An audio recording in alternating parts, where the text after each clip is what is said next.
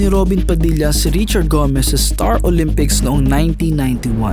Drama actor noon si Goma nang pasukin niya ang pinaghaharian ni Robin na action movies. Nagsimula ang tunay na girian ng dalawa sa isang target shooting sa Bulacan matapos magparinigan ng dalawa. Pero mas uminit ang ulo ni Robin nang mabalitaan niya ang sinabi ni Goma na kaya hindi daw sumali si Robin sa exhibition game ng mga artista ay dahil daw lampa ito. Muwelta naman si Robin at sinabing hindi naman kumikita ang pelikula ni Goma. Sa taas ng tensyon, iniwan ni Robin ang shooting ng kanyang pelikula sa Baguio para babain si Goma sa Maynila. Dumating si Robin at kinompronta si Goma sa mismong laro. Habang sinusubukan ni Goma makipagkamay, ay pinakawalan na ng bad boy of Philippine cinema ang kanyang kamaon na tumama sa mukha ni Goma. Pagkatapos ng panahon ay nagkaibigan.